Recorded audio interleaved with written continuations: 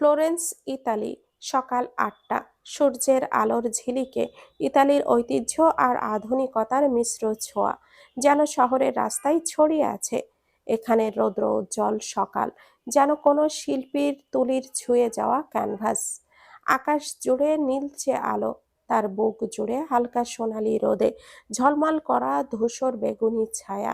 Florence শহরের পুরনো দালানগুলো সময়ের গায়ে জমে থাকা ইতিহাসের মতো মাথা তুলে দাঁড়িয়ে, নীরব অথচ মুখর, আধুনিকতার ভিড়ে টিকে থাকা ক্লাসিক সৌন্দর্যের প্রতীক। বাতাসে হালকা শীতের ছোঁয়া, সূর্যের কোমল তাপে মিলে মিশে এক অপার্থিব অনুভূতি।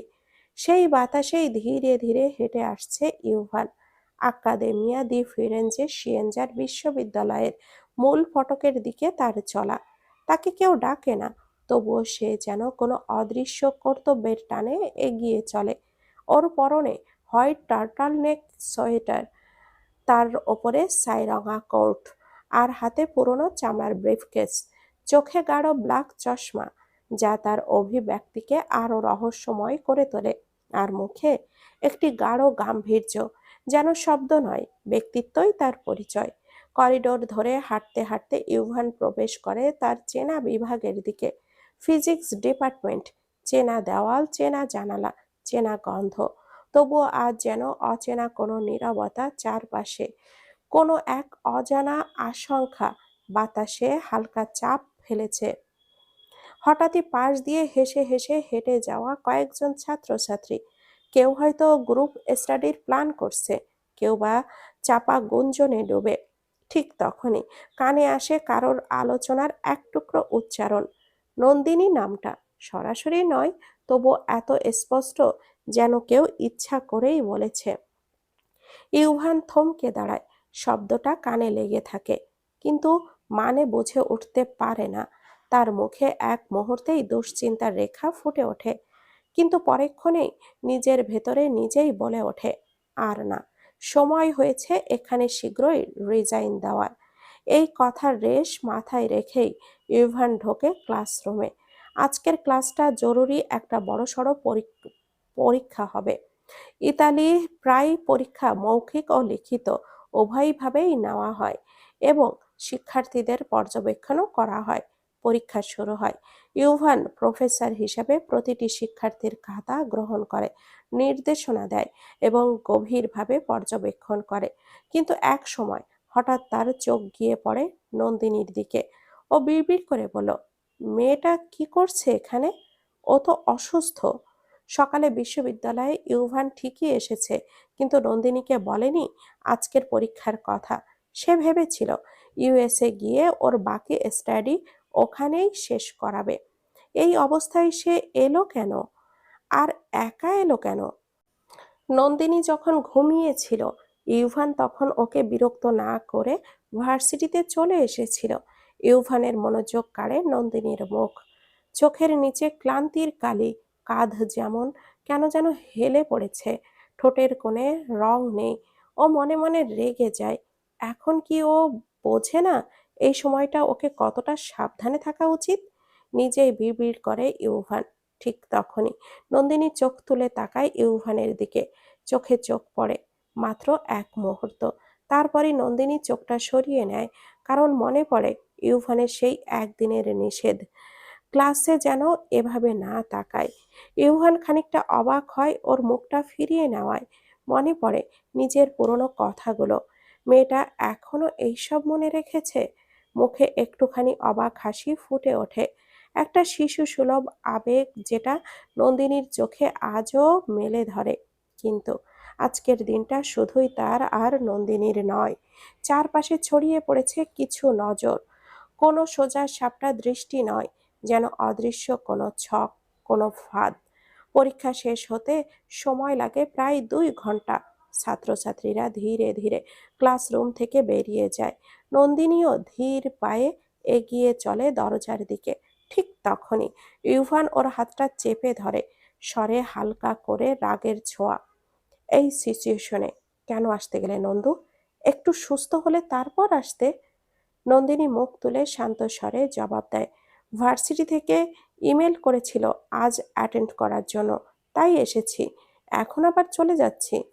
ইউভান ঘড়ি দেখে বলে, এক কাজ করো, ক্যান্টিনে গিয়ে কিছু খেয়ে নাও। একটু ওয়েট করো, কিন্তু সাবধানে। আমার একটা দরকারি ক্লাস আছে, সেটা শেষ করেই আসছি। আমার সাথেই ফিরবে। নন্দিনী মাথা নাড়ে, আর কোনো প্রশ্ন না করে ধীরে ধীরে চলে যায় ক্যান্টিনের দিকে। পায়ের গতি ধীর, কিন্তু মন স্থির। চোখে মুখে এক ক্লান্তির ছায়া, তবুও ভেতরে ভেতরে যেন লড়াইয়ের প্রস্তুতি নিচ্ছে সে। অজানা কোনো ঝড়ের, যা কিনা তার দিগন্তেই অপেক্ষা করছে। ক্যান্টিনের এক কোণায় নিঃশব্দে বসে আছে নন্দিনী। সামনে রাখা ছোট্ট একটা ট্রেতে একটা আধা খাওয়া আপেল জুস। মাথাটা টালমাটাল, যেন দুলছে ভেতরটা। শরীর কেমন যেন ক্লান্ত, অস্থির লাগছে বুকের ভেতরটায়। চেপে বসে আছে এক অজানা ভার। ভার্সিটিতে এসেই আজ যেন সবকিছু ভুল মনে হচ্ছে। চোখ নিচু করে চুমুক দেয় জোসে, কিন্তু গলার নিচে নামতেই এক ধরনের গা ঘিনঘিনে অস্বস্তি বোধ হয়। মনে মনে নিজেকে ধমক দেয়, আশাটাই কি ভুল ছিল আজ। মোবাইলটা বারবার চেক করে। ইউভানের কোনো ফোন নেই এখনো। সে জানে আজ ওর ক্লাস ছিল, তাই বিরক্ত করতে চায় না। তবু অপেক্ষার একটা অস্থিরতা গিলে খাচ্ছে ওকে।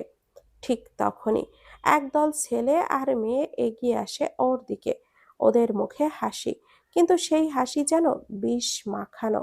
প্রথমে শুধু একভাবে তাকিয়ে থাকে, তারপর একে একে কথা ছুড়ে দিতে শুরু করে। তখনই একদল ছেলে আর মেয়ে এগিয়ে আসে ওর দিকে। ওদের মুখে হাসি, কিন্তু সেই হাসি যেন বিষ মাখানো। প্রথমে শুধু একভাবে তাকিয়ে থাকে, তারপর একে একে কথা ছুড়ে দিতে শুরু করে। আরে শোনা, একা কেন? তুমি ইতালীয় ছেলেদের সাথে রাত কাটাতে চাও? নন্দিনী রীতিমতো হতভম্ব, চোখ বড় হয়ে যায় অবিশ্বাসে। এই ছেলে মেয়েগুলো এখানকার ছাত্র, সেই দিকে কোনো সন্দেহ নেই। কিন্তু ও তো কখনো এদের সাথে কথাও বলেনি। এরপর ওরা থামে না, ওদের মুখে মুখে বাড়তে থাকে কদার্যতা।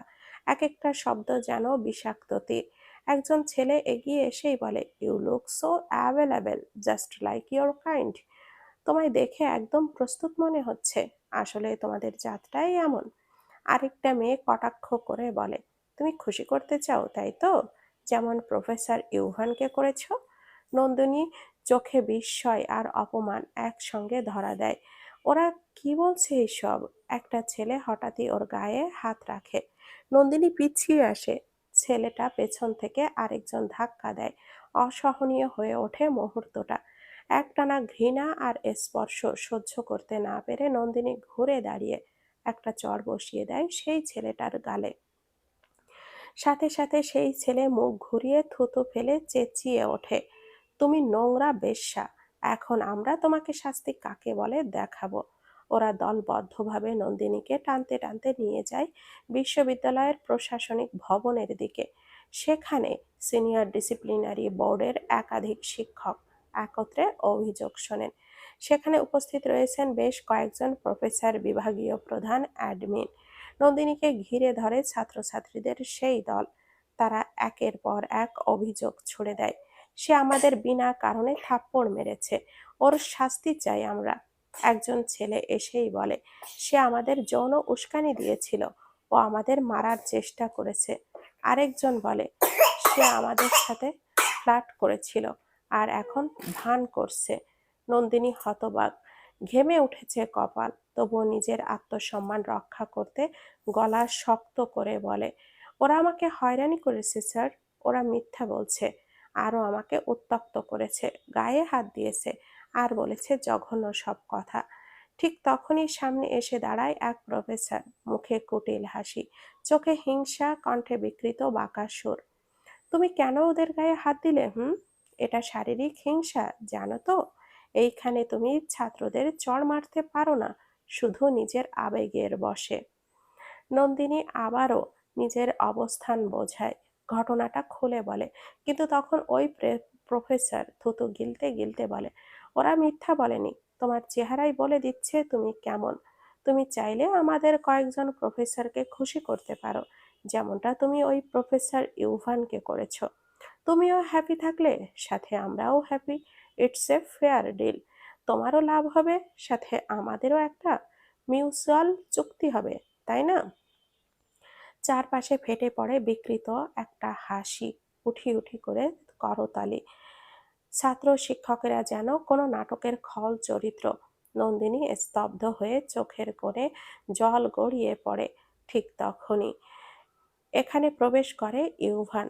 ওর চোখে বড় বড় হয়ে যায়, মুখ থমকে থাকে। ওর সামনে এখন নন্দিনী দাঁড়িয়ে, চারিদিক যেন ঘুরছে।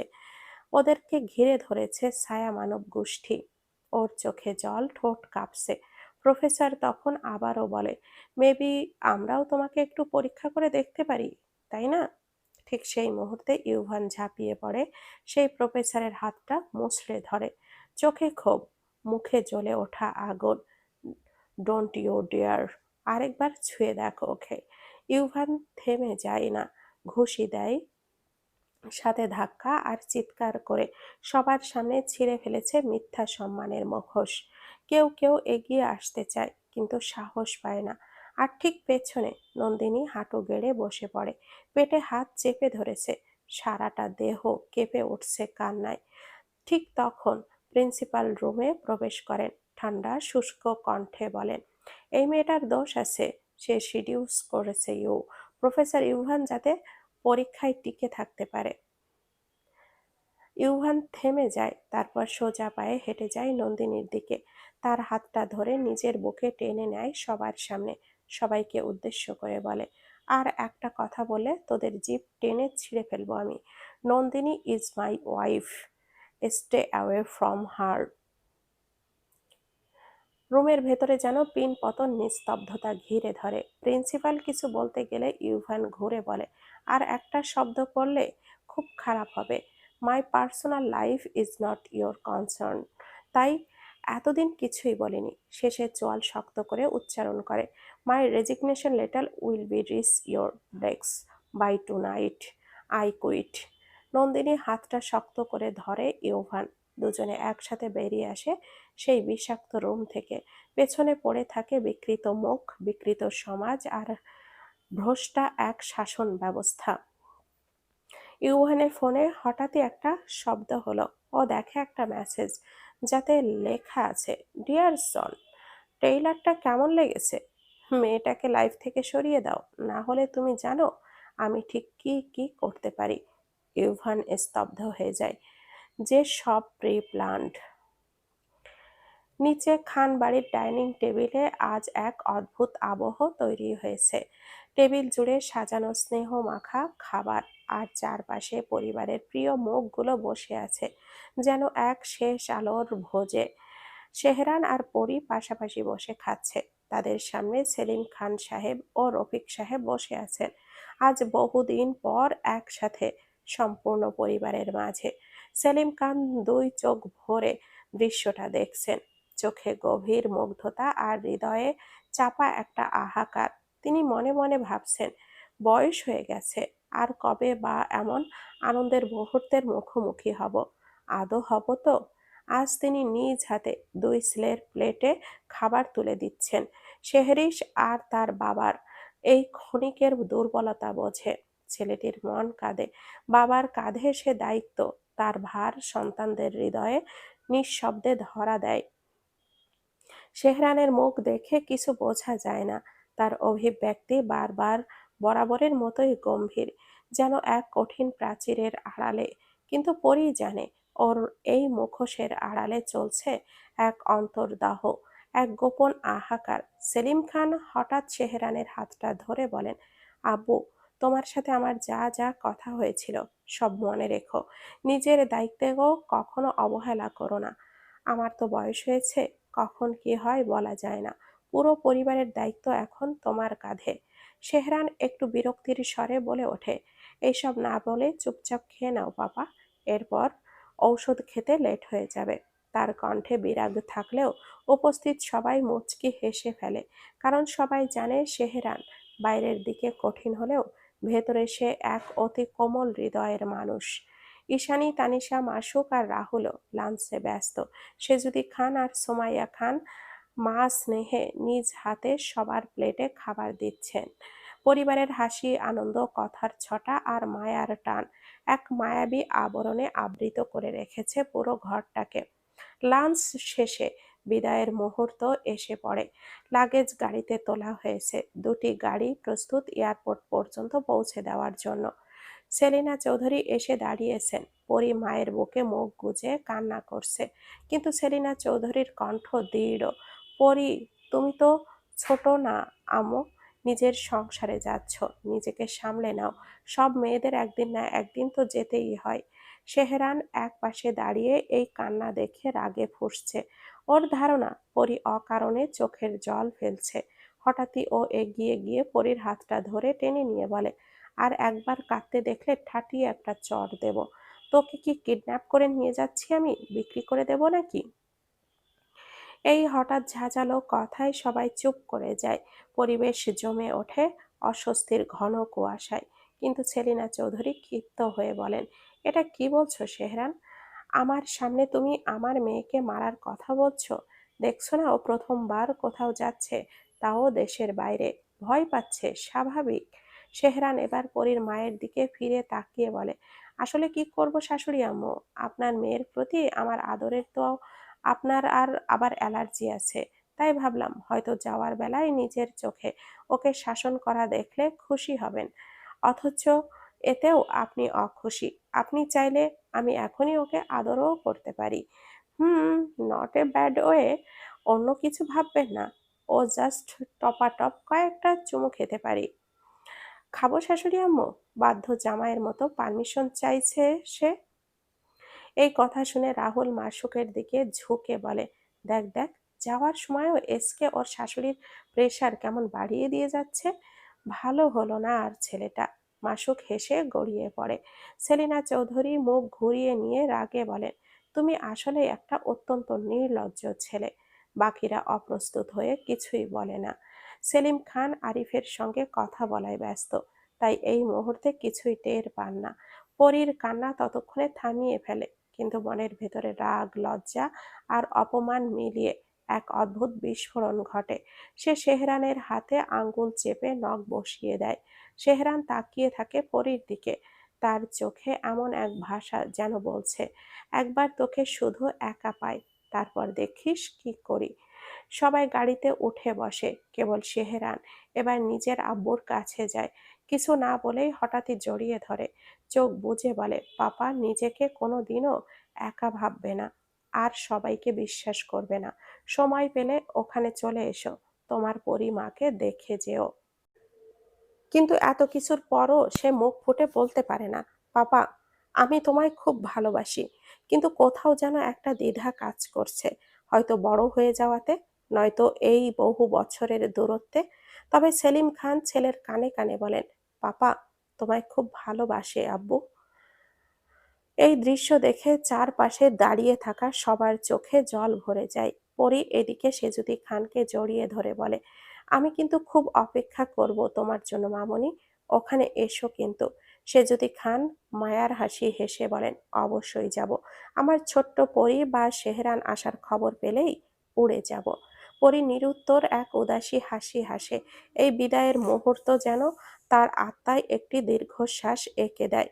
সেহরান সবকিছুই চুপচাপ দেখে, তারপর আরিফের কাছে এগিয়ে এসে বলে, এখানে কাজ শেষ করে তাড়াতাড়ি ব্যাক করো, আর আমার বোনকে দেখে রাখো। আরিফ সম্মান ভরে মাথা নেড়ে বলে, চিন্তা করবেন না স্যার, আমি আপনার কথা মতো সমস্ত কিছু গুছিয়ে ফিরে আসব। সেহরান আর কিছু না বলে পরীর হাতটা ধরে সেজুদি খানের দিকে একবার তাকায়, তারপর গাড়ির দিকে এগিয়ে যায়। সেজুদি খান বুঝতে পারেন ছেলের অভিমান, কিন্তু মা তো, তার বুক পড়ে দুই ছেলের জন্য। রাহুল জানালা দিয়ে তাকিয়ে দেখে তানহা দাঁড়িয়ে আছে, তাকিয়ে আছে ওর দিকেই, কিন্তু মুখে স্পষ্ট কষ্টের ছাপ। রাহুল এক মুচকি হাসি দিয়ে মাথা নিচু করে। সেহরান এবার তানহার দিকে ফিরে বলে, এক্সাম শেষ হলে বলিস, আমি ওখানে যাওয়ার সব ব্যবস্থা করে দেব, পড়াশোনা সবার আগে। তানহা ভাইকে জড়িয়ে ধরে, মিস ইউ ভাইয়া, পরীর খেয়াল রেখো।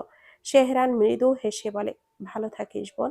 সবশেষে সেহরান ও পরী উঠে বসে, গাড়ি চলতে শুরু করে, আর পেছনে রয়ে যায় প্রিয় মুখগুলি, চোখে জল নিয়ে ভালোবাসার ভারে নুয়ে। এক মুহূর্তে সময় যেন থেমে যায়। এই বিদায় শুধু দূরত্বের নয়, এই বিদায় এক যুগল আত্মার, এক যুগল অভিমান আর হাজারো না বলা কথার। দীর্ঘ কয়েক ঘন্টার ক্লান্তিকর আকাশপথ পেরিয়ে অবশেষে ইতালির রোম শহরের বুকে অবতরণ করে বিশালাকার এয়ারক্রাফটটি। Rome Leonardo da Vinci international airport Fiumicino বিমানবন্দরের কাচের জানালা দিয়ে সূর্যালোক এসে পড়েছে ভেতরের স্টিল কাঠামোতে। ঝকঝক করছে দ্যুতি। পরীর চোখ জুড়ে বিদেশ বিহুয়ের অপরিচিত আলো, ছায়ার খেলা আর সেহরানের চোখে একরাশ নিঃশব্দ ক্লান্তি। ওদের সঙ্গে আছে রাহুল, ঈশানী, মাসুক, তানিশা আর শেহরিশ। সবাই গম্ভীর অথচ উত্তেজনায় ভরপুর। সকল ফর্মালিটি শেষে তারা যখন এয়ারপোর্টের গ্লাস দরজা পেরিয়ে আসে, তখনই বাইরে দাঁড়িয়ে থাকা একটি কালো ভ্যান ও সাদা এসইউভি এ লেখা কোম্পানির নাম ডলচে ভিটা ম্যানেজমেন্ট গ্রুপ। আর যারা ওদের রিসিভ করতে এসেছে সবার ঠোঁটে তখন অবসন্ন হাসি। একজন একজন করে গাড়িতে উঠে পড়ে, সবাই মিলে এক গাড়িতে। কেবল সেহরান আর পরি আলাদা একটি গাড়িতে ওঠে। গাড়ি ছুটে চলে রোমের সড়ক ধরে, ইউরোপিয়ান স্থাপত্য ছায়া গায়ে মেখে। গাড়িতে বসে সেহরান একদম বন্ধ করা ক্লান্তিতে পরীর কোলের ওপরে মাথা রেখে দেয়, শরীরটাকে ছুঁয়ে দেয় যেন তার একমাত্র আশ্রয়। পরি চমকে ওঠে, সামনের দিকে তাকায়, দেখে ড্রাইভার মনোযোগ দিয়ে গাড়ি চালাচ্ছে। আলতো গলায় বলে, সিটে হেলান দিন না, আমার কষ্ট হচ্ছে তো। সেহরান মাথা তুলে পরীর চোখে চোখ রেখে বলে, তোর থেকে আমি বেশি টায়ার্ড। কাল সারা রাত তো গেল প্লেনে, আর আগের রাত তো you remember. Hmm All night I was working so hard, loving you like crazy. তোকে আদর করতে করতে রাত পেরিয়ে গিয়েছিল, তোর মনে নেই? ঠোঁটে মুচকি হাসি, ঠোঁটে বেপরোয়া ক্লান্ত ঠাট্টা। পরি তড়িঘড়ি করে সেহরানের মুখে হাত রেখে চেপে ধরে, চুপ করুন, বেহায়া লোক। ড্রাইভার শুনছে তো। সেহরান ড্রাইভারের দিকে একবার তাকিয়ে ফিসফিস করে বলে, সিরিয়াসলি পরি? ওর চেহারা দেখে কি মনে হচ্ছে বাংলা বোঝে? রিল্যাক্স থাক, আর আমার চুল টেনে দে প্লিজ। বলে পরীর পেটে মুখ গুজে শান্তির আশ্রয় খোঁজে। পরি একটা কথা না বলে আস্তে করে ওর চুলে আঙ্গুল চালায়, কিন্তু নিজের শরীরটাও ভালো লাগছে না। গাটা কেমন গুলিয়ে উঠছে। এত একটা লং জার্নির ক্লান্তি সব মিলিয়ে মাথা ঝিমঝিম করছে। ও আস্তে করে ছিটে হেলান দেয়, চোখ বুজে নেয়। হঠাৎ সেহরান সবটাই খেয়াল করে উঠে বসে, পরীর হাতটা ধরে টেনে নিজের বুকের কাছে জড়িয়ে নেয়। পরী চমকে তাকায়, কিন্তু এই আদরের টানে তার বাধা দিতে পারে না। নিজেই জড়িয়ে ধরে সেহরানের বুকে মাথা এলিয়ে দেয়। সেহরান মুচকি হেসে বলে, এখন কে কাকে ডিস্টার্ব করছে বলতো? হুম? পরি মাথা নেড়ে বলে, আমার সত্যি খারাপ লাগছে। সেহরান বুঝতে পারে, তাও পরীর চুলে হাত রেখে মৃদু কণ্ঠে ইচ্ছে করে বলল, কি স্বার্থপর বউ আমার, স্বামীকে রেস্ট দেওয়ার বদলে উল্টো নিজে রেস্ট নিচ্ছে। পরি গাল ফুলিয়ে দূরে সরে যেতে চাইল। সেহরান ওকে আরো শক্ত করে জড়িয়ে ধরে, এভাবেই থাক, শান্তি পাচ্ছি। কোনো শব্দ হয় না আর, শুধু গাড়ির মৃদু ঘুরপাক শব্দ, কাচের বাইরের রোম শহরের ছুটে চলা ইমারত আর ইতিহাসের পাথরে আঁকা নীরবতা। পরি চোখ বন্ধ করে থাকে সেহরানের বুকে। সেহরানও সিটে মাথা এলিয়ে দেয়। এই মুহূর্তে দুজনের মনেই আর কোনো ক্লান্তি, অভিমান কিংবা জার্নির জঠরাঘাত নেই। আছে কেবলই এক শান্ত বিশ্বাস, কোথাও পৌঁছাতে হলে একে অপরের ভেতর দিয়েই যেতে হবে। বিকালবেলা সূর্যটা ইতালির রোম শহরের হালকা সোনালি আলো ছড়িয়ে দিচ্ছে। সেই আলোয় ঝকঝক করছে হোটেল দা রুসি এর মার্বেল প্রাঙ্গণ। এই সময় সেহরানের গাড়িটি এসে গেটের সামনে থামে। গাড়িতে থামতেই হোটেলের বয়েরা দৌড়ে এসে দরজা খুলে দেয়। একটু পরে বাকিরা একে একে হাজির হয়। সকলেই যখন হোটেলের মূল ফটক ধরে ভেতরে ঢুকছে, তখন গার্ডরা মাথা নিচু করে বলে ওঠে, বুয়ানাস সেরা, আর যার অর্থ হচ্ছে শুভ সন্ধ্যা। শেহরান গম্ভীর মুখে চোখের ভাষায় সৌজন্য প্রকাশ করে। বাকিরাও সেই সৌজন্যে সাড়া দেয়। শুধু পরি অবাক দৃষ্টিতে সবার দিকে তাকিয়ে থাকে। ওর মুখে স্পষ্ট বিভ্রান্তি। হোটেলের অভ্যর্থনা পেরিয়ে লবিতে ঢুকতেই পরি শেহরানের কানে কানে জিজ্ঞেস করে, ওরা এভাবে কর্নিশ করলো কেন? এটা কি ছিল? শেহরান হালকা হেসে বলে, এটা এদেশের কালচার পরি। এখানে সন্ধ্যায় কাউকে সম্ভাষণ জানাতে হয় এইভাবে। এটা একটা সামাজিক সৌজন্য। কেউ যদি উত্তর না দেয় ওদের খারাপ লাগে। পরি বিজ্ঞের মতো মাথা নেড়ে বলে, এখন বুঝলাম। রাহুল তখন রুমের কার্ডগুলো হাতে নিয়ে এসে বলে, আমাদের রুম আগে থেকেও ঠিক করা আছে। এই নে রুমের কার্ডগুলো। আমি অনেক টায়ার্ড, আগে গিয়ে একটু ফ্রেশ হয়ে আসি, তারপর একসাথে ডিনার করব। মাসুক তখন বলে, আমিও একটু রেস্ট নেই, পেছনের সিটে ঘুম না হওয়ায় মাথা ধরে আছে। ঈশানী হালকা হেসে তানিশার দিকে তাকিয়ে বলে, চল তানু, আমরা দুজন এক রুমে রেস্ট নেব, আর পরে সবাই মিলে দেখা হবে। রাহুল রেহরিসের দিকে ফিরে বলে, ছোট ভাই, আমি রুমে যাচ্ছি, চাইলে আমার সাথে চল। শেহরি শেষে বলে, সমস্যা নেই, চলুন। তবে যাওয়ার সময় ও একবার পরীর দিকে তাকিয়ে চোখ নামিয়ে ফেলে। কিন্তু পরী তখন শেহরানের হাতটা ধরে রিসিপশনের কারুকাজ, দেওয়ালে টানানো চিত্রকর্ম সব মনোযোগ দিয়ে দেখছে। ঈশানী যখন তানিশার সাথে বেরিয়ে যেতে চায়, তখন মাসুক তার হাতটা চেপে ধরে ফিসফিস করে বলে, তুই ওর সাথে কেন যাচ্ছিস? আমার সাথে চল, এটা বাংলাদেশ না। ঈশানীকে কিছু বলার সুযোগ না দিয়ে মাসুক ওকে নিজের দিকে টেনে নিয়ে যায়। তানিশা যেন আগে থেকেই জানতো এমন কিছু হবে, তাই চোখে মুখে ডোন্ট কেয়ার ভঙ্গি নিয়ে নিজের রুমে চলে যায়। পরি স্তব্ধ হয়ে ওদের দিকে তাকিয়ে থাকে, কিছুটা বিভ্রান্ত, কিছুটা বিস্মিত। শেহরান তখন রুমের কার্ড নিয়ে ওকে দিয়ে নিজের রুমে যায়। ভেতরে ঢুকেই শেহরান বিছানায় নিজের শরীর এলিয়ে দেয়। চোখ জোড়া বন্ধ করে বলে, উফ, আমি আর পারছি না পরি, একটু রেস্টও হয়নি। পরীকে চিন্তিত দেখতে পেয়ে জিজ্ঞেস করে, কি হলো, এত কি ভাবছিস? পরি বিছানায় শেহরানের পাশে বসে ওর ক্লান্ত চোখে তাকিয়ে জিজ্ঞেস করে, আচ্ছা ইস্যু, আপু আর মাসুক ভাইয়া এক রুমে যে কি করবে, তাও একসাথে? শেহরান হাসতে হাসতে ওর হাতটা ধরে নিজের কাছে টেনে নিয়ে বলে, যেটা আমি তোর সাথে রোজ করি আমাদের বন্ধ রুমে, সেটাই ওরা করবে। পার্থক্য একটাই, আমি তোর হাজবেন্ড। পরে স্মিত হয়ে বিস্মিত মুখে বলে, ওরা তো ফ্রেন্ড, আর একসাথে বড় কথা না, ওরা আনম্যারিড। কিন্তু আমার মাথায় তো কিছুই ঢুকছে না, এটা কি ঠিক? শেহরান তখন গম্ভীরভাবে বলে, এটা এই দেশের কালচার। সবাই তো আর আমার মতো না যে বইয়ের বড় হওয়ার অপেক্ষায় পথ চেয়ে বসে থাকবে। বেশি ভাবিস না এসব, তুই যে ফ্রেশ হয়ে আয়, তারপর আমি যাব। পরি একটু ইতস্তত করে, তারপর সাহস করে শেহরানের মুখের সামনে মুখ এনে ফিসফিস করে বলে, সত্যি করে বলুন তো, আপনি এখানে একা থাকা অবস্থায় এসব কিছু করেছেন নাকি? শেহরান ওর চোখে চোখ রেখে পরীকে রাগানোর উদ্দেশ্যে মুচকি হেসে বলে, if I say I did, what will you do? পরি তখন সত্যি সত্যি রেগে যায়। ও শেহরানের পেটের ওপরে বসে ওর গলা চেপে ধরে বলে, একদম জানে মেরে ফেলবো। শেহরান কেসে উঠে বলে, আহ, ছাড় প্লিজ। পরি লজ্জায় আর ভয়ে হাত ছেড়ে উঠে যেতে চায়। ঠিক তখন শেহরান ওকে উল্টে বিছানায় ফেলে ওর গায়ের উঠে পড়ে বলে, খুব সাহস বেড়েছে তাই না? আমি কি এমন ছেলে নাকি যে তোকে ঠেকাবো? আমি শুরু থেকেই তোকে প্রতি লয়াল। তুই বুঝতে পারিস না এটা?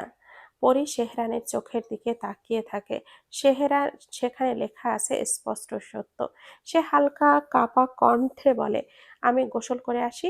যেতে গেলেই শেহরান ওর পথ আটকে বলে, ডিসিশন চেঞ্জ, এখন তুই একা না, আমরা দুজন একসাথে গোসল করব।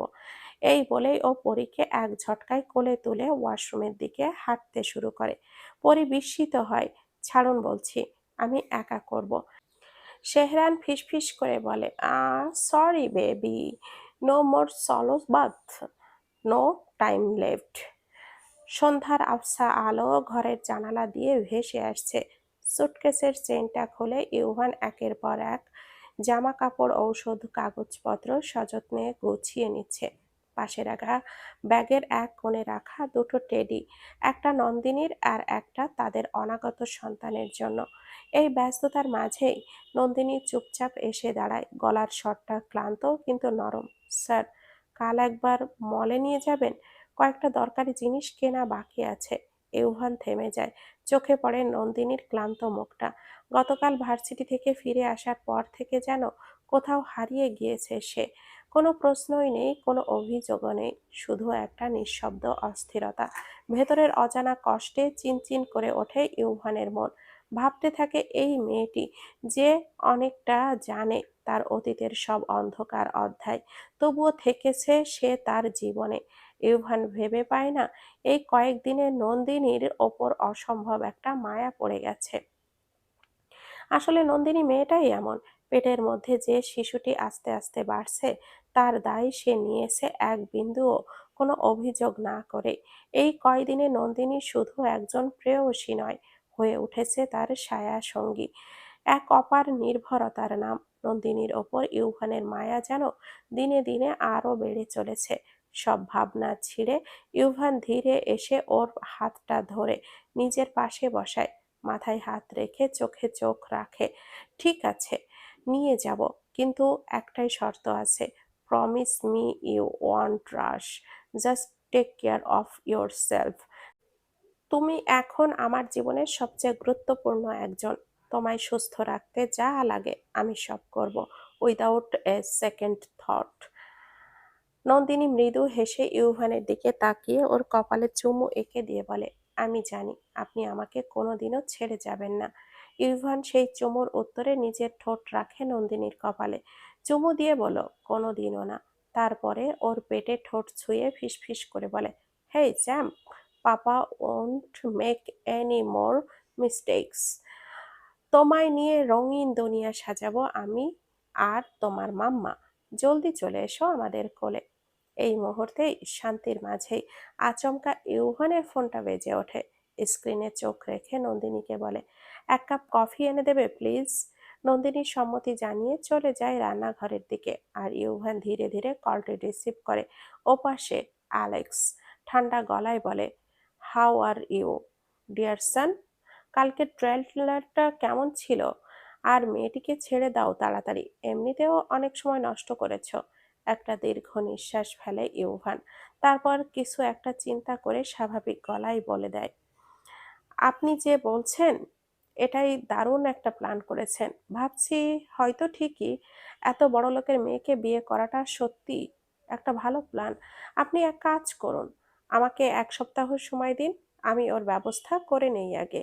এরপর আপনি যা বলবেন তাই করব। আর হ্যাঁ, এই কয়দিন আমাকে আর ফোন করবেন না। It will only deal my plans, understand? Alex সস্নেহে যেন হেসে ওঠে ওপাশ থেকে। জাস্ট 1 উইক, মনে থাকে যেন, না হলে এবার মেয়েটাকে কিন্তু বাঁচাতে পারবে না। তুমি তো জানো আমার মারার স্টাইল কতটাই ইউনিক। ফোনটা কেটে যায়, একটা ঠান্ডা নীরবতা ঝুলে থাকে ঘরে। ইউভান ফোনটা টেবিলের ওপরে রেখে মুচকি হেসে বলে, চোখে অদ্ভুত এক অন্ধকার দীপ্তি। তারপর ধীরে ধীরে বলে, আগের সেই ইউভান নেই আমি। You will never find me again. আগে দেখ কাল তুই কোথায় থাকিস, সে জানে আসল খেলা তো কেবলই শুরু। ভোরের কোমল আলো এখন মধ্যরাতে রূপ নিয়েছে। সকাল 11টা। সেই সুবর্ণ আলোক ছায়া ইতালির নামজাদা শপিং মলের মেঝেতে ঝিলিক দিয়ে উঠেছে। এক বিশাল বর্ণিল বহু স্তর বিশিষ্ট শপিং মল। এই মল যেন শুধু কেনাকাটার জায়গা নয়, বরং এক ধরনের বর্ণময় জীবনের প্রদর্শনী। মলের ভেতর মেঝেতে মোজাইক করা মার্বেল পাথর, চারপাশের দামি ব্র্যান্ডের শোরুম, সুগন্ধির গন্ধে ভাসমান বাতাস, আর প্রতিটি ঘরে জ্বলছে দৃষ্টিনন্দন ঝাড়বাতি। সেহরান, রাহুল, মাসুক আর বাকিরা একসাথে প্রবেশ করলো বিশাল ভবনের কাচ ঘেরা মূল ফটক দিয়ে। কিন্তু এই যাত্রায় লক্ষ্য ব্যাগ ভর্তি শপিং নয়, এই বিলাসিতার আড়ালে লুকিয়ে আছে এক জরুরি সাক্ষাৎ, ডিটেকটিভ মিস্টার জ্যাকসনের সঙ্গে।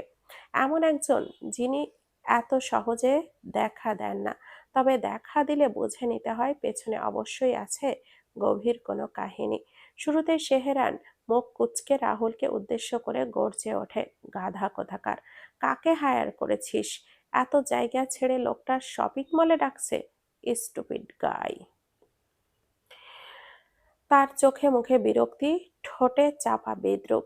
মাসুক তখন ঠান্ডা গলায় শান্ত করার ভঙ্গিতে বলে, আরে এসকে, এত রাগ করিস না। আমি ভাবছি এমনি এমনি তো আর এত বড় ডিটেকটিভ দেখা করতে বলেনি। নিশ্চয় কিছু আছে, হয়তো লোকেশন বেছে নেওয়ার পেছনে কোনো কারণ রয়েছে।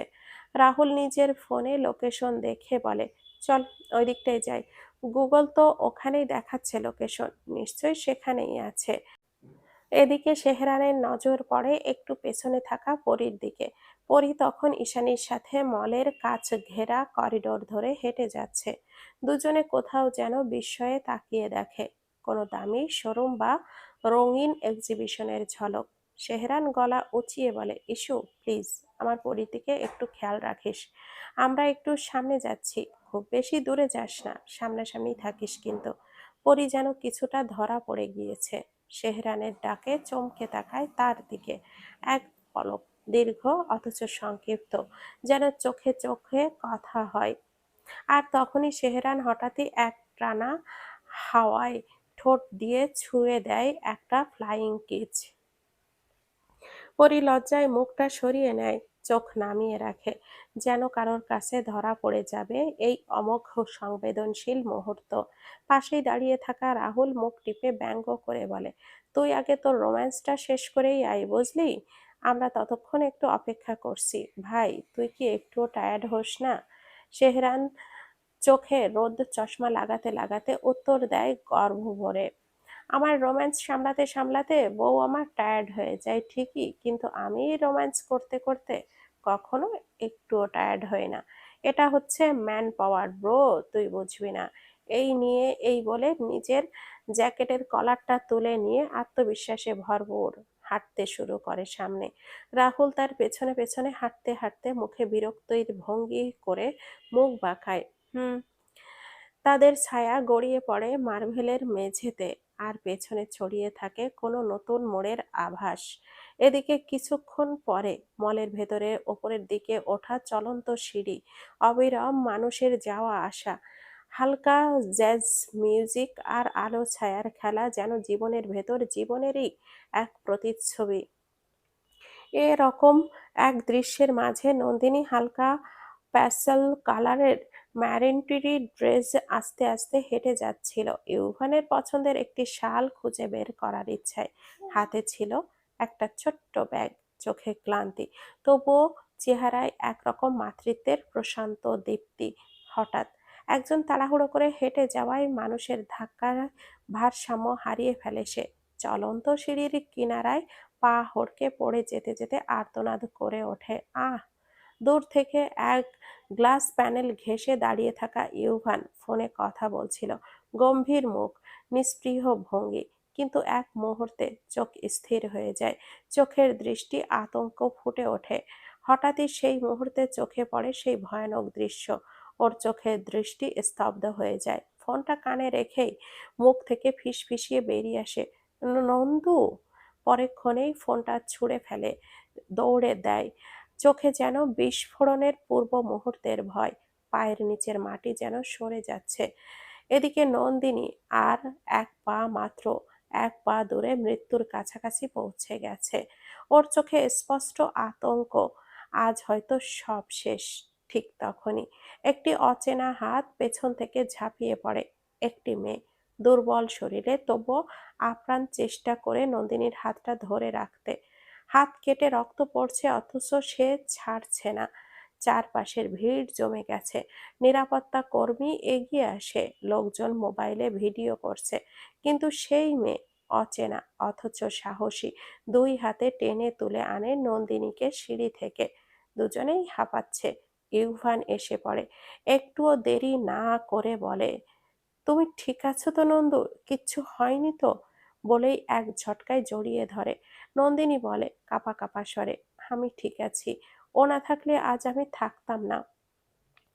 তখনই ইউভান সামনে তাকায়, দেখে একটি মেয়ে, মুখে মাস্ক, পরনে দেশীয় সাজ, হাতে চিড়ে যাওয়া জায়গাটা থেকে রক্ত গড়িয়ে পড়ছে। তোমার তো কেটে গেছে অনেকটা, দেখি তোমার হাতটা, বলে ইউভান ওর সামনে এগিয়ে যায়। মেয়েটিও মুখ তুলে তাকায় ওর দিকে। দৃষ্টির সম্মুখে হঠাৎ এক অদ্ভুত টান। ইউভানের ভেতরটা হঠাৎই কেঁপে ওঠে। ও দেখতে থাকে মেয়েটির চোখ যেন কোনো হারিয়ে যাওয়া জগতের আয়না, অচেনা অথচ অদ্ভুতভাবে চেনা। মেয়েটি থমকে যায়, একটু পিছিয়ে আসে। ঠিক তখনই পেছন থেকে কেউ এসেই জড়িয়ে ধরে মেয়েটিকে। চোখে উদ্বেগ, চোখে মুখে রাগ স্পষ্ট। পরি, তুই ঠিক আছিস তো? ইউভান। পরি শব্দটা শুনে একদম স্থির হয়ে যায়। মনে হচ্ছে শব্দটি ওর বুকের মাঝখানে গেঁথে বসলো। পরি। ইউভান মুখ তুলে তাকায় সেই ছেলেটির দিকে। দেখে মুখে মাস্ক, দুজনের চোখে চোখ পড়ে, কিন্তু কেউ কিছুই বলে না। পরি ধীরে ধীরে বলে, আমি ঠিক আছি, তেমন কিছুই হয়নি। শেহরান পরির হাতের রক্ত দেখে ঘাবড়ে যায়, চোখে স্পষ্ট আতঙ্ক। এখনই ডাক্তারের কাছে চল, এক মুহূর্ত দেরি করব না, বলে আর কারো কথা না শুনে পরীকে নিয়ে হাঁটা দেওয়ার জন্য উদ্যত হয়। তখনই নন্দিনী পরীর দিকে এগিয়ে আসে, চোখে ছলছল করছে। ও পরীর হাত দুটো ধরে বলে, কিভাবে তোমায় ধন্যবাদ দেব বুঝতে পারছি না। আজ তুমি না থাকলে আমার সঙ্গে সঙ্গে আমার অনাগত সন্তানটিও হারিয়ে যেত। পরী কেবলই হেসে মাথা নাড়ে, কিন্তু কিছুই বলে না। ইউভান সামনের দিকে এসে দাঁড়ায়, তার গলায় স্নিগ্ধ কৃতজ্ঞতা আর অজানা বিস্ময়ের মিশেল। তুমি জানো না আজ তুমি আমাকে কি ভয়াবহ ক্ষতি থেকে বাঁচালে। পরী এবার অবাক হয়ে ইউভান আর নন্দিনীর দিকে তাকায়। ঠিক তখন শেহরান পাশে এসে দাঁড়িয়ে বলে, এখন যদি তোর কিছু হয়ে যেত, আমি কি করতাম পরি? তোর চোখ মুখ রাগ নয়, একরকম আতঙ্ক ভেজা অস্থিরতা। আর এক মুহূর্তও দাঁড়ায় না সে। পরীকে সঙ্গে নিয়ে সোজা বেরিয়ে যায় ভিড় ঠেলে। সবাই ছড়িয়ে পড়ে আবার যার যার গন্তব্যে। শুধু ইউভান থমকে দাঁড়িয়ে থাকে, স্তব্ধ চোখে তাকিয়ে থাকে পরীর চলে যাওয়া পিঠের দিকে। তার মাথার ভেতর বারবার ঘুরে বেড়ায় একটি মাত্র নাম, পরী। তার বুকের ভেতর যেন ঢেউ খেলে যায় কোনো হারিয়ে যাওয়া সম্পর্কের। একটি অনুভূতি যা কেবল অনুভব করা যায়, কিন্তু ব্যাখ্যা নয়। দুপুরের শপিং মলের রাজপথে এখনো ব্যস্ততার মিছিল রয়েছে। চারপাশে মানুষের ভিড়, মোবাইলের ক্যামেরায় ক্লিক করে, ব্র্যান্ডেড ব্যাগের ভারে অবনত হাত, আর হালকা জ্যাজ মিউজিকের রেশ ভেসে বেড়াচ্ছে বাতাসে। এমন এক মুহূর্তে দৃশ্যপটে ধরা পড়ে এক ভিন্ন আবেগের রেখাচিত্র। শেহরান পরীর হাত ধরে হাঁটছে, এক কঠিন মুখায়ব, চোখে আগুনের ছাপ। পরীর হাতের ক্ষতটা যেন ওর বুকের ভেতর পুড়ে যাচ্ছে। ও সরাসরি ওকে নিয়ে ডাক্তারের কাছে যেতে চায়, কণ্ঠে আদেশের দৃঢ়তা। কিন্তু পরি ওকে থামিয়ে দেয়, ভাঙা কণ্ঠে বলে, খুব বেশি কিছু হয়নি, ডাক্তার দেখাতে হবে না, শুধু একটু ব্যান্ডেজ করে দিন, তাতেই হবে। শেহরানের চোখ তখনও তীব্র অভিমান আর রাগের দহন। সে পরীর কথা অগ্রাহ্য করে ওভারটেক করে বেরিয়ে আসতে উদ্যত হয়। ঠিক তখনই মাসুক আর ঈশানী ওদের পথ রোধ করে। মাসুক বলে ওঠে, রাহুল, ফার্স্ট এইড বক্সটা নিয়ে আসছে এসকে। এই পাশে একটা ক্যাফেটেরিয়া আছে, চল ওখানে যেয়ে বস, ওর হাতটা আগে ব্যান্ডেজ কর, মিস্টার জ্যাকসন আসছেন, ওনার সাথে তো কথা বলতে হবে। আবার লাঞ্চ টাইমও পেরিয়ে যাবে। শেহরান এক মুহূর্তের জন্য থেমে যায়, অতঃপর কড়া পায়ে পাশে থাকা এক আধুনিক কাঠ ও কাচের ছোঁয়া লাগা ক্যাফেটেরিয়ায় গিয়ে বসে। রাহুল দ্রুত গাড়ি থেকে ফিরে আসে হাত ভরা ঔষধপত্র নিয়ে। শেহরান এক ঝটকায় পরীর হাতে অ্যান্টিসেপটিক স্প্রে করে, গজ চেপে ধরে ক্ষত স্থানটা পরিষ্কার করতে থাকে। পরীর ব্যথায় আহ করে ওঠে, চুলার মতো জ্বলছে যেন ওর ত্বক। ও বারবার হাতটা সরিয়ে নিচ্ছে, তবু শেহরান রেহাই দেয় না। পরী এবার জোর করে ওর হাতটা সরিয়ে নেয়, মুখে চাপা অভিমান, বলে, থাক না এমনই, ঠিক হয়ে যাবে, রক্ত তো পড়ছে না। শেহরান এবার সবার সামনে পরিবেশ ভুলে গিয়ে তেড়ে ওঠে, তোর কণ্ঠে ক্রোধ, তার কণ্ঠে ক্রোধের ঘূর্ণি। কে বলেছিল তোকে মাদার তেরেসা হতে? তোর নিজের শরীরের দিকে তোর খেয়াল আছে? ওই তো চুনোপুটির মতো শরীর তোর, নিজে ঠিক মতো চলতে পারিস না, আবার আরেকজনকে গিয়েছিস বাঁচাতে। If something happen to you, then what? হ্যাঁ, what the hell we are do? Pari কাঁপতে কাঁপতে ঈশানীর গায়ে লেগে যায়। ওর চোখে কোনো প্রত্যুত্তর নেই, শুধু একরাশ ঘোলা জল। সামনে একজন মানুষের পতন দেখে স্থির থাকতে পারেনি সে। এটাই কি ওর এত বড় অপরাধ? রাহুল আর মাসুক কাছে এসে বলে, please come down SK. Shehran এবার পরীর হাতটা ধরে জোর করে কাছে টেনে বসিয়ে দেয়। ততক্ষণে ওর গলার শিরা ফুলে উঠেছে, নিঃশ্বাস ভারী হয়। এবার ব্যান্ডেজে হাত লাগায় আরো যত্নে, কিন্তু চোখে যেন অল অনল বর্ষা ঘনীভূত হয়ে উঠেছে। পরীর চোখেও তখন অশ্রু জমে, কিন্তু ও কিছুই বলে না, শুধু নিঃশব্দে সব সহ্য করে। ঠিক তখন রাহুল নিচু কণ্ঠে ফিসফিসিয়ে বলে, মিস্টার জ্যাকসন এসেছেন। শেহরান মাথা নাড়ে, এবার ঈশানীকে ডেকে বলে, তুই পরীকে নিয়ে গাড়িতে গিয়ে বস, আমরা আসছি কিছুক্ষণের মধ্যে। ঈশানী পরীর হাতটা ধরে এগিয়ে যেতে গেলে শেহরান আবার পরীকে থামিয়ে বলে, সোজা গিয়ে গাড়িতে বসবি, আর যেন নিজের ক্ষতি করতে না দেখি। পরী মাথা নিচু করে কিছু না বলে ঈশানীর হাতটা ধরে বেরিয়ে যায়, ধীরে ধীরে, যেন গ্যালারিয়ার ব্যস্ত ভিড়ের মধ্যে ওর উপস্থিতিটা হারিয়ে যেতে চায়। এদিকে শেহরানের চোয়ালে দেখা যায় আবারও সেই অগ্নিশিখা।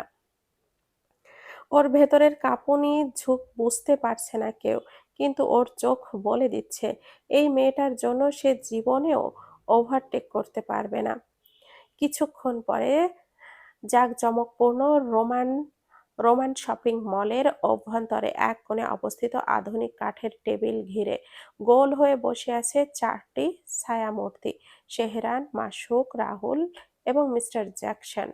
টেবিলের ওপর একে একে রাখা তিনটি দুধ ঘোলা কফির কাপ আর ক্রিমের পাতলা পারদ চমকের অপেক্ষায়। শুধু শেহরান ব্যতিক্রম, তার সামনে কালো জাদুর মতো ধোঁয়া উঠছে এক কাপ ব্ল্যাক এসপ্রেসো থেকে। তীব্র নিঃসঙ্গ শেহরান মনে যেন ঘনীভূত হয় ক্ষোভের মেঘে। ডিটেকটিভ জ্যাকসন এক ঝলকে বুঝে ফেলেন, চোখ বুলিয়ে যাচ্ছেন শেহরানের চোখে মুখে, যেন কোনো অজানা রহস্যের মানচিত্র খুঁজছেন। শেহরানও তো তা টের পায়। ঠোঁটে জমাট বাঁধা এক কটাক্ষের হাসি নিয়ে বলে ওঠে, মিস্টার জ্যাকসন, আমাকে নিয়ে আপনার রিসার্চ শেষ হয়ে থাকলে so let's get to the point. Jackson এবার হালকা হাসি দিয়ে ইংরেজিতে বলে, you seem to be a very angry man, mister Khan. Shehran চোখটা সরিয়ে কথাটা এড়িয়ে যায়, সোজা সাপটা বলে, এই শপিং মলে আমাদের ডেকে আনার কারণটা কি? এখনো পর্যন্ত কোনো কাজের কাজ তো কিছুই চোখে পড়ল না আমার। জ্যাকসনের ঠোঁটের হাসির রেখা স্থির। আপনি যার খোঁজ করছিলেন সে এই মলে এসেছেন, আমার কাছে খবর আছে। এই কথাটাই যেন বিদ্যুতের মতো ধেয়ে আসে। শেহরান চেয়ার ঠেলে উঠে পড়ে, কোথায় সে? বলুন এখনই। মিস্টার জ্যাকসন একটুখানি ভুরু কুঁচকে বলে, প্লিজ বসুন। এতক্ষণ সেটাই খোঁজ করার চেষ্টা করছিলাম, কিন্তু প্রবলেম হলো এখানে অনেকেই মাস্ক পরে আছে, ঠিক চিনতে পারছিলাম না। কিন্তু শেহরানের মন যেন দুঃস্বপ্নের ধোঁয়ায় মোড়ানো, ফিসফিস করে বলে ওঠে, ওয়েট ওয়েট মিস্টার জ্যাকসন, পারছিলেন না মানে? রাহুল ততক্ষণে বলে ওঠে, চলুন এখন গিয়ে খোঁজ করি। শেহরান হাত তুলে থামিয়ে দেয়, চোখের তারায় ফেটে পড়ে ক্ষোভের বিস্ফোরণ। ব্যঙ্গ করে বলল, কি করে খোঁজ করবি? সবার মুখের সামনে গিয়ে মাস্ক টেনে ধরবি? স্টুপিড। সে আবারও গভীর গলায় বলে, দেখুন মিস্টার জ্যাকসন, এইসব করে কোনো লাভ নেই, আমাদের অন্যভাবে খোঁজ করতে হবে। আর তাছাড়া যাকে খুঁজছি সে আদৌ সে কিনা সর্বপ্রথম আগে নিশ্চিত করতে হবে, তারপর যা করার আমি করব। জ্যাকসনের চোখে এবার কিছুটা শ্রদ্ধার ছায়া, গম্ভীর হয়ে মাথা হেলিয়ে বলে, আপনাদের পাঠানো ডকুমেন্টস অনুযায়ী ভালো করে খোঁজ নিয়ে দেখেছি, এই ব্যক্তির সাথে যথেষ্ট মিল রয়েছে, কিন্তু আমার মনে হয় ডিএনএ টেস্ট করার পরই সবকিছুর প্রমাণ হবে। মাসুক তখন বলে ওঠে, মিস্টার জ্যাকসন, তার আগে তো লোকটিকে খুঁজতে হবে। আপনি তো ওনার ভার্সিটি চেনেন, সরাসরি ওখানে গেলেই হয়। শেহরান এবার বসে পড়ে। কফির কাপটায় অর্ধেক বাকি, আর কিন্তু ওর চোখে চেতনার আগুন জ্বলে ওঠে। হ্যাঁ, গুড আইডিয়া। জ্যাকসন মাথা নাড়িয়ে বলেন, কিছু করার নেই এই মুহূর্তে, because he is left the jobs. চেয়ারে বসা তিন পুরুষ যেন হঠাৎই জমে যায়। চশমার কাচের ওপরে মাসুকের চোখ বড় হয়ে আসে। শেহরান যেন ঘরের বাতাসও বিশ্বাস করতে পারছে না। তাহলে এখন আর কোথায় খুঁজবেন? জ্যাকসন এবার আশ্বস্ত করার ভঙ্গিতে বলে, চিন্তা করবেন না, আমি যখন দায়িত্ব নিয়েছি তখন তা অবশ্যই ফুলফিল করব। তবে আজ এখানে সে এসেছিল এটা নিশ্চিত। অবশ্য আরেকটা কথা, ওনার সাথে একজন বাঙালি মেয়েও থাকে। কে সে, বা কি তার পরিচয়, জানতে একটু সময় লাগবে। এই তথ্যটা যেন শেহরানের অন্তঃকরণে একটু ছুরি হয়ে দেয়। সে চমকে ওঠে, গলা শুকিয়ে আসে। বাঙালি মেয়ে, কিন্তু কে? রাহুল তখন তার কাঁধে হাত রেখে বলে, চিন্তা করিস না এসকে, যেই থাকুক, আমাদের দরকার তো শুধু তোর ভাইকে। শেহরানের কণ্ঠ এক মুহূর্ত বরফ হয়ে আগুন। কোনো ভাই না আমার, ও একটা খুনি। ঘরের তাপমাত্রা যেন এক লাফে কয়েক ডিগ্রি নেমে আসে। মিস্টার জ্যাকসন ঠান্ডা স্বরে বলেন, কুল ডাউন মিস্টার খান, এত উত্তেজিত হবেন না। জ্যাকসন এবার চেয়ার থেকে উঠে দাঁড়ান। আমায় এবার উঠতে হবে, অনেক কিছু জানার চেষ্টা করতে হবে।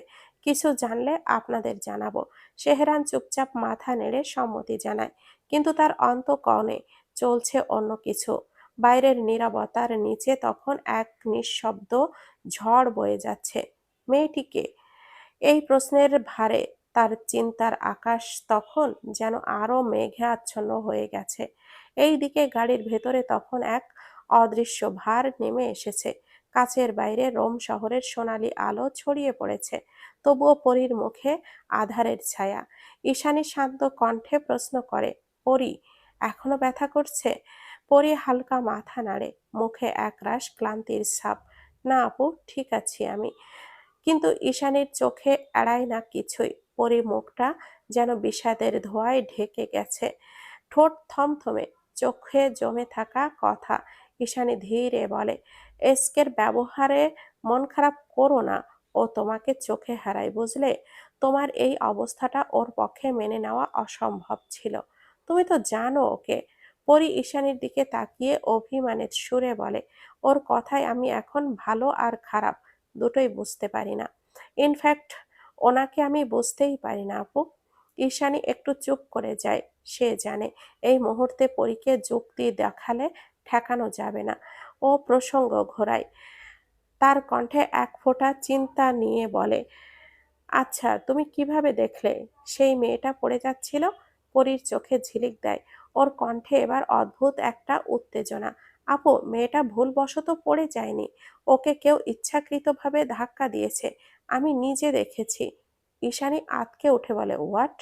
পরী চোখের পাতা ফেলতে ফেলতে বলে, শোনো আপু, কিছুক্ষণ আগে ঈশানী আর পরী একটা শপে ছিল, ইতালির বিখ্যাত অ্যান্টিক শোপিসের দোকান। সোনালী রঙের ঝাড়বাতি, হীরের মতো কাচের চূর্ণিতে কাজ করা, রেনেসাঁ যুগের ভাস্কর্য, সবকিছু এতটাই মোহময় ছিল, মনে হচ্ছিল যেন সময় থেমে গেছে। পরী একটা ভিনটেজ জিনিস দেখছিল, হঠাৎ চোখ যায় পাশে একটা শালের দোকানে, নিজেই চলে যায়। সেখানেই নন্দিনী ছিল। দুজনেই একটা শাল হাতে রাখে। দুজনের চোখাচোখি হতেই পরীর হাত সরিয়ে নেয়। নন্দিনী খেয়াল করে পরীকে, আর মেয়েটির চোখে মুখে একরকম সরলতা, কলেজ পড়ুয়া মেয়ের মতোই লাগে তা দেখতে। বছর কয়েকের ছোট তো হবেই, নেহাতি বাচ্চা সুলভ চেহারা। তাই হয়তো অজান্তেই মায়া জেগে ওঠে নন্দিনীর মনে। নন্দিনী খুব আন্তরিকভাবে বলে, এটা তুমি নাও, আমি আরেকটা নেই।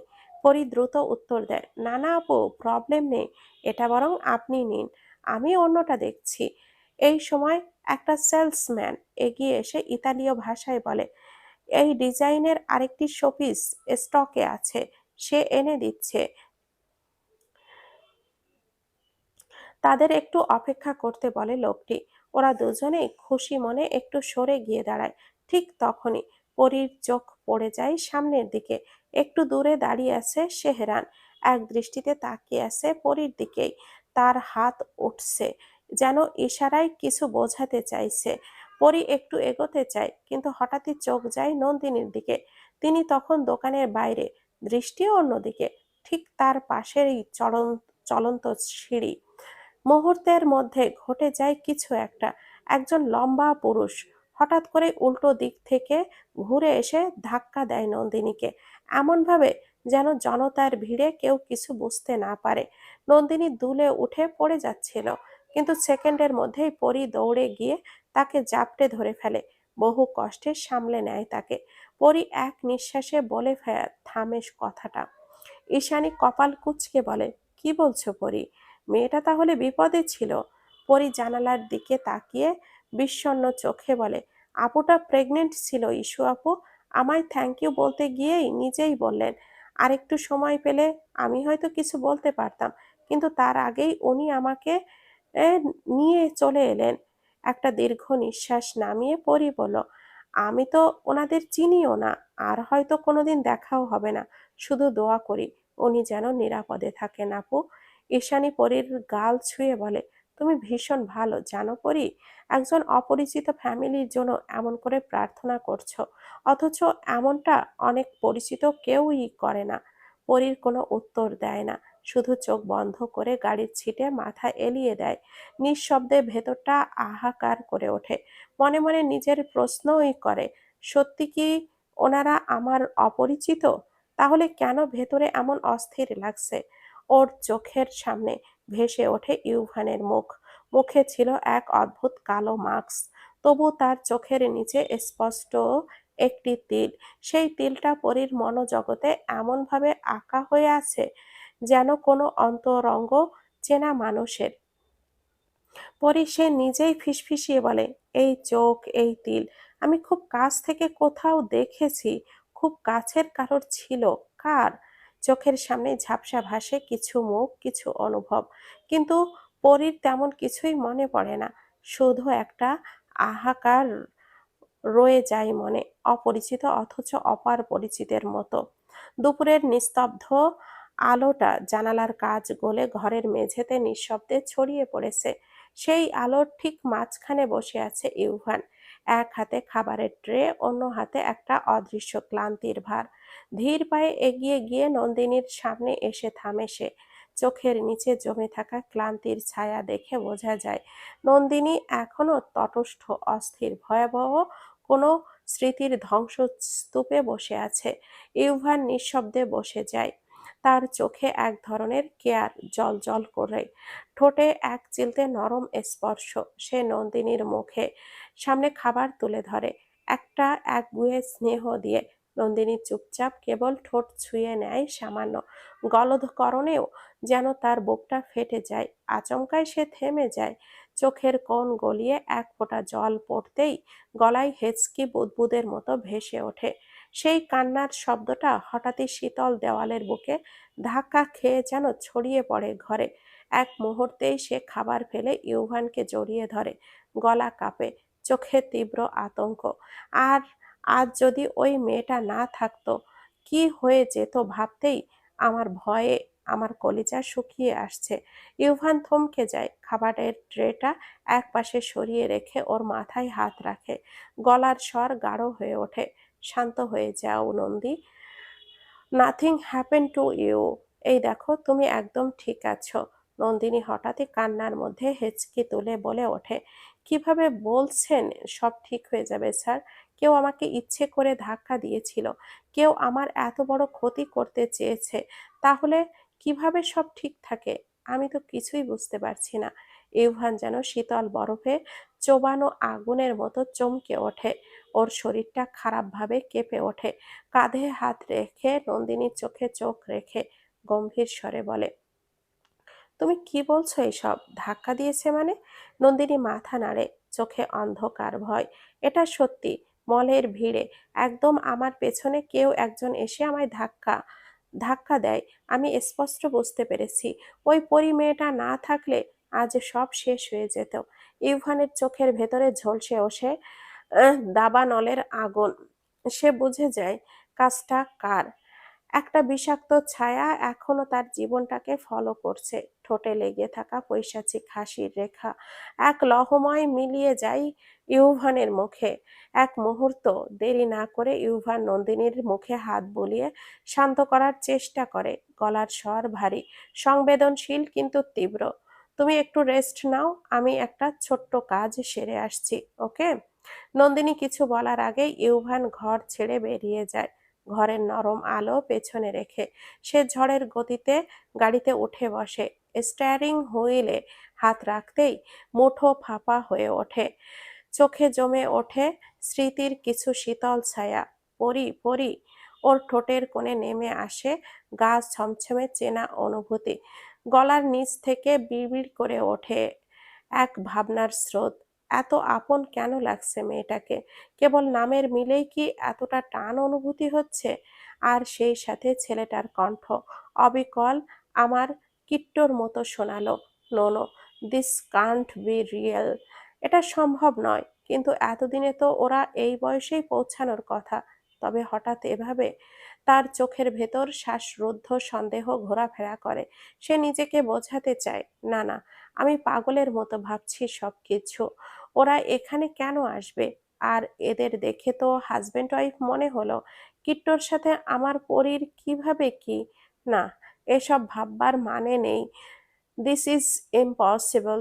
কিছুক্ষণ পরে বিড়বিড় করে বলে, কিন্তু এটাই তো হওয়ার ছিল। কিন্তু মনের ভেতরে তখনই রক্তে লেখা নতুন সংকেতে ভরে যায়। চোখের ভেতরে তীব্র প্রতিশোধের ঝড় বয়ে চলে। অতঃপর মোবাইলটা বের করে ইউভান একটা নাম্বারে কল করে। গলার স্বর যেন আগ্নেয়গিরির গভীর থেকে উঠে আসা বিস্ফোরণ। ড্যানিয়েল, সবকিছু প্ল্যান মাফিক করে ফেলো। আই অ্যাম ড্যাম শিওর এই কাজটা করতে পারলেই কিছুটা সময়ের জন্য হলেও ওই বাস্টার্ডের পিছু থেকে মুক্তি পাওয়া যাবে। প্লিজ ইয়ার, ডু ইট ফাস্ট। আর কোনো শব্দ না বলে কলটা কেটে দেয় সে। গলার তলায় জমে থাকা রক্তের হাসিটা ঠোঁটে টেনে তোলে। ইউভান ফিসফিসিয়ে বলে ওঠে, enjoy your day bastard. I hope after today you will never be able to trace me again.